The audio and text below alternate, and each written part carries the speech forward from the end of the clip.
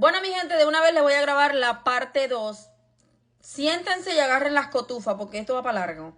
La parte 2 del Story Time de cómo crucé la selva del Darién con mis 3 hijos para llegar aquí a los Estados Unidos.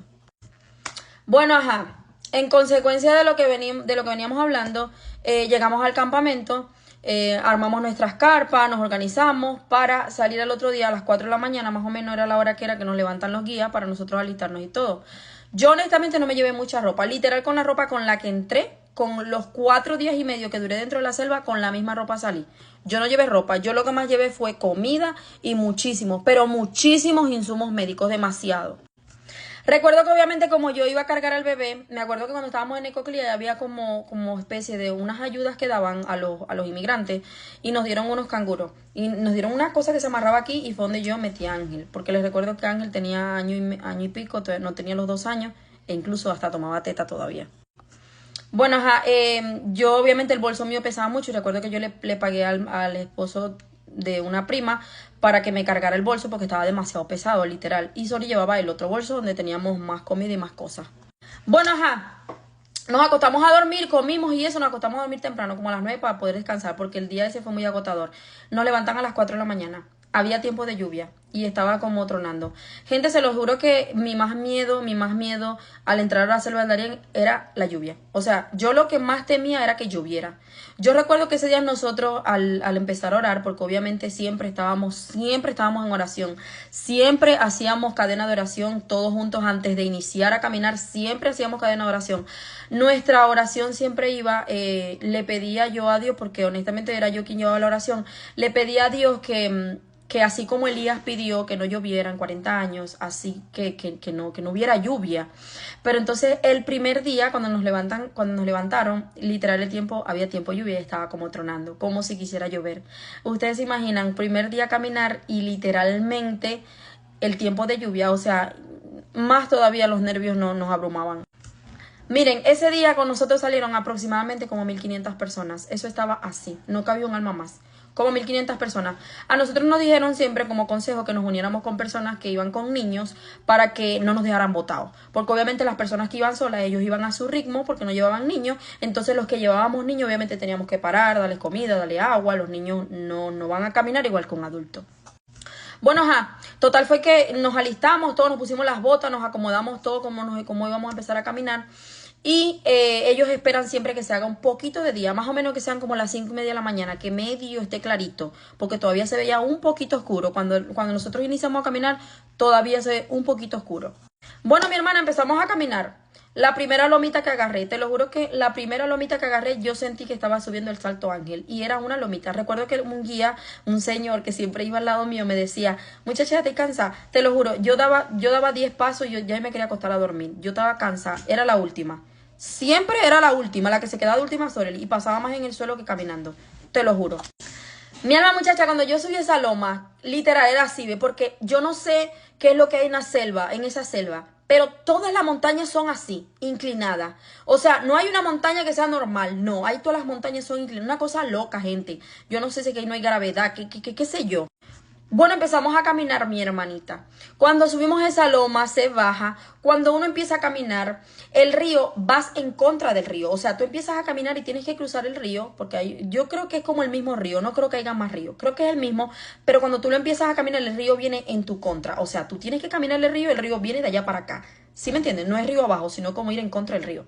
Bueno, cuando tú bajas esa loma, empiezas a caminar, literal se ve como una jungla. O sea, tú vas caminando en el medio del río, en contra del río, por lugarcitos donde hay puros barros, piedras, puras cosas y puras matas inmensas. Mira, árboles inmensos. Yo nunca en mi vida he visto árboles tan... Yo pensé que esos árboles tocaban el cielo. Te lo juro, demasiado inmenso. Bueno, hermana, aquí empezó el show, porque empieza a serenar. Empezó a serenar, la gente se empezó a desesperar, obviamente, como les digo. Creo que de todos los que cruzamos la selva del Darién, el miedo más grande siempre era que lloviera, porque el río es muy peligroso. Lo que más dicen es que ese río es un río horrible, que se lleva todo lo que esté a su paso. Entonces, obviamente, nosotros empezamos a desesperar, la gente empezó a gritar. No, pero no tanto la gente empezó a gritar. Empezaron a gritar los gorilas. Sí, mi hermana, así como lo estás escuchando, los gorilas. Yo creo que King Kong, la película, la grabaron en esa selva. Mana, los gorilas. Eran unos gritos desgarradores, una cosa... ¡ah! Y dicen los guías así súper serenitos ellos. Esos son los gorilas, no les presten atención, ellos no hacen nada. Y los gorilas gritándote en la pata a la oreja. Y vos los veías que brincaban de una mata mollejúa a otra mata. Unos animales que ni te los creías. Bueno, mi hermana, se acumuló los malayos gorilas, los primeros animales que vos veis ahí, aparte de los mosquitos y las demás huevonas, y la lluvia. Ay, Dios mío, Padre amado Jesús. Bueno, en ese momento que nosotros empezamos a caminar, como les digo, yo siempre estaba de atrás, yo quedé de última, yo no encontraba a mi gente. Es más, Oribel se había ido con una tía mía adelante y yo empecé a gritar como una loca. Yo me desesperé, o sea, en ese momento yo me desesperé. Me desesperé que yo estuve a punto de llorar porque yo estaba empezando a caminar y ya Soribel se me había desaparecido. Vamos a ver que estaba con una tía. Lo que pasa es que ella estaba con un primo mío contemporáneo de su edad y siempre andaban ellos así, ellos dos. Bueno, mi hermanita, total fue que honestamente para cruzar el primer día es el más, yo creo que el más resistente. El primer día sobreviven las personas más resistentes ahí, porque la selva del Darién, la parte de Colombia, es pura resistencia. Bueno, por el lado por donde nosotros cruzamos, por Acandi, es pura resistencia. O sea, tú empiezas a pasar lomas, empiezas a pasar, son como campamentos. O sea, es como si subieras una montaña o varias montañas, la verdad es que no sé, pero tú subes una montaña, duras como 2 horas subiéndola y en esas 2 horas llegas y hay un campamento. Se divide en 4 campamentos. Hay personas que llegan al 4.º campamento, hay personas que llegan al 3.er campamento, hay personas que pasan la bandera el mismo día. Nosotros llegamos al 3.er campamento. Mana, te lo juro que qué resistencia tan arrecha tiene que sacar la gente, mira, de donde no la tiene, para poder cruzar esa parte de Colombia.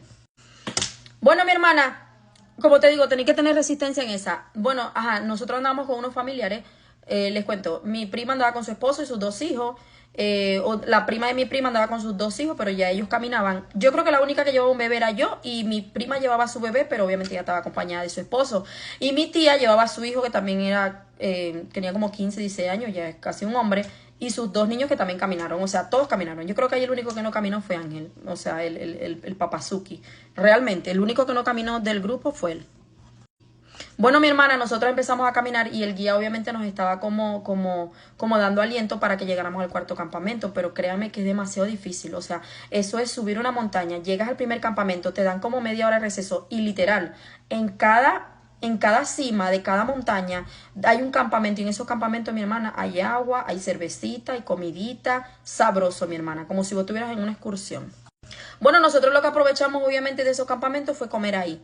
Guardamos la comida que teníamos en los bolsos que llevábamos, tortillas, atún, maruchan, porque ahí fue donde yo aprendí a comer maruchan y todo eso. Bueno, esa comida la teníamos guardadita y lo que hicimos, los dulces, todo eso lo teníamos guardado. Otra cosa, la panela, la chupeta y los caramelos, eso yo creo que tienen que ponerle el plato típico de la selva del Darién es la panela, el dulce.